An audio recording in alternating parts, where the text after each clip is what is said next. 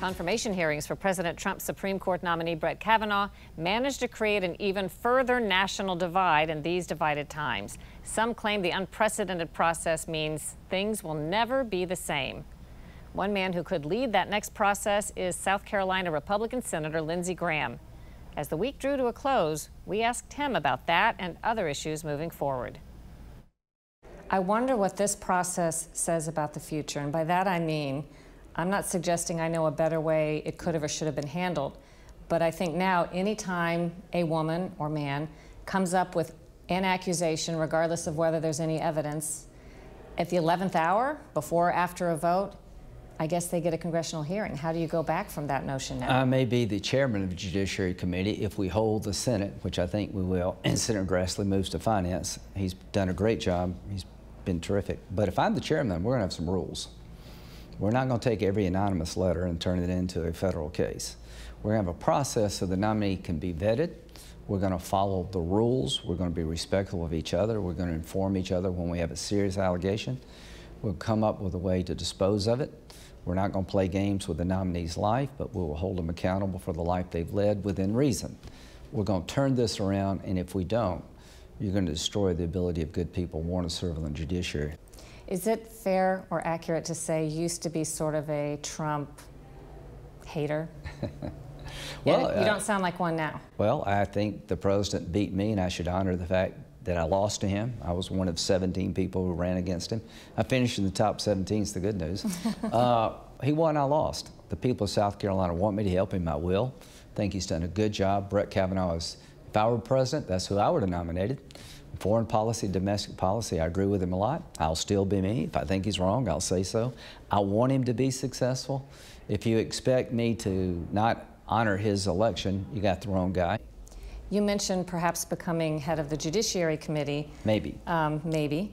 What about an opportunity as, in the cabinet, Attorney General or Defense Secretary? Do you see that possibly on the horizon? And what would your views be about a position in the Trump administration? I am going to stay in the United States Senate if the people of South Carolina allow me to do so. I like my job. I have no desire to be Attorney General or anything else in the Trump administration or anybody else's administration. I like being a senator. House Freedom Caucus Chairman Mark Meadows said on Wednesday it is very likely that undercover FBI sources taped members of the Trump campaign.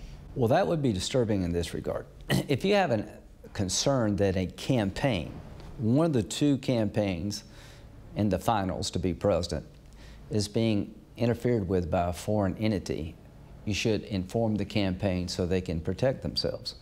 This is not a criminal investigation. This is a counterterrorism investigation.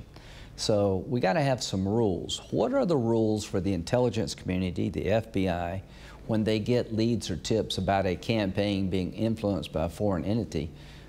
You shouldn't treat the campaign as the enemy. You should treat the campaign as a victim.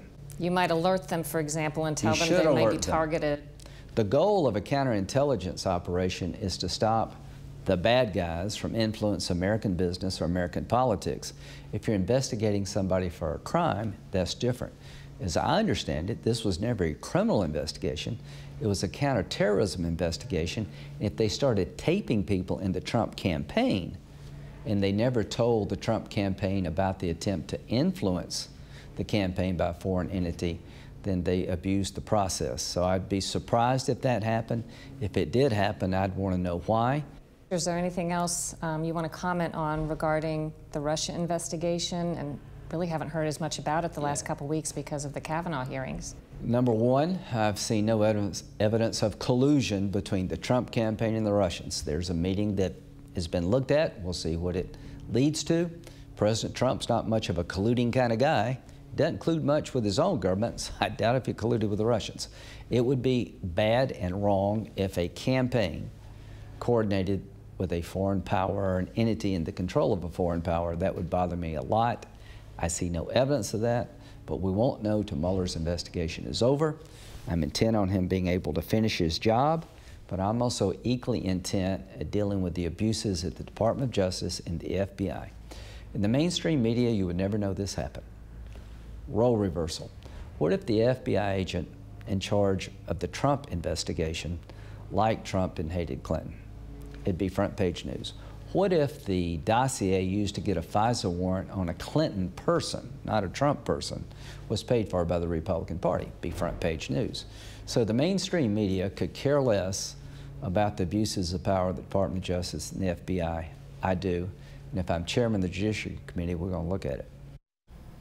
Looking ahead, we're expecting a meeting this week between President Trump and Deputy Attorney General Rod Rosenstein on allegations that Rosenstein privately suggested wearing a wire to record Trump.